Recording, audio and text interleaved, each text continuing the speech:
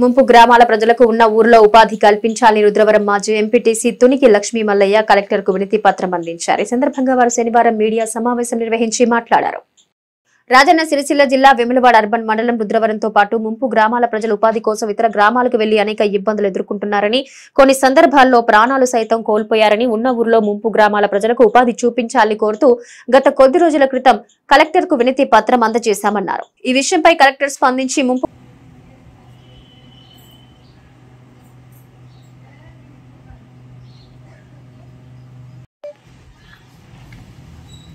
ముఖ్య ఉద్దేశం ఏమిటంటే, మేము పాత గ్రామంలో ఉన్నప్పుడు ప్రతి సంవత్సరం ఉపాధి హామీ పథకం పనులు చేయడం జరిగినది. అక్కడి నుండి ఇక్కడికి వచ్చిన తర్వాత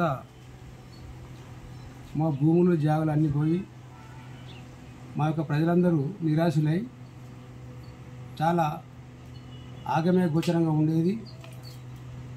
కానీ ఇదే సంవత్సరం 2024లో మార్చి ఏప్రిల్లో మా గ్రామం నుండి మార్ప గ్రామానికి ఉపాధి హామీ పథకానికి పంపడం జరిగింది. దాని గురించి చాలా బాధపడి నేను ఎక్స్ ఎంపీటీసీ తునికి లక్ష్మీ మల్లయ్య ఆధ్వర్యంలో దీనిపై కలెక్టర్ గారికి వినతి పత్రం ఇవ్వడం జరిగినది. అందులో భాగంగానే అట్టి యొక్క కలెక్టర్ యొక్క తొందరగా స్పందించి డిఆర్డీఏకు, మండల ఆఫీస్కు, గ్రామస్థాయి ఆఫీసులకు కూడా ఈ విషయాన్ని తెలపడం జరిగింది. అందులో భాగంగానే ఇట్టి కార్యక్రమాన్ని మళ్ళీ 20వ తారీఖు 5వ నెల 2024 రోజున ఎగ్జిక్యూటివ్ ఇంజనీర్ ఆఫీస్ కూడా ఈ డ్యాములో పనిచేయుటకు అనుమతించాలని అప్లికేషన్ పెట్టడం జరిగింది. వారు స్పందించి మనకు ఈ డ్యాములో ఫిష్ పాండ్ చేసుకోవడం కొరకు నో ఆబ్జెక్షన్ సర్టిఫికేట్ ఇవ్వడం జరిగింది.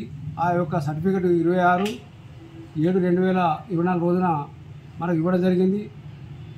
దీనికి సహకరించిన అధికారులు కానీ, మరి ముఖ్యంగా మన శాసనసభ్యులు ప్రభుత్వ విప్ ఆర్ శ్రీనివాస్ గారికి ప్రత్యేక అభినందన తెలియజేస్తూ, ఎందుకనగా మా గ్రామంలో దాదాపు 3 నుంచి 350 మంది ఉపాధి కూలీలు ఈ వచ్చే జనవరి డిసెంబర్ నుండి మన గ్రామంలోనే పనులు దొరుకుతాయని తెలియజేస్తూ ఈ అవకాశం ఇచ్చిన గ్రామ ప్రజలందరికీ నా యొక్క కృతజ్ఞతలు.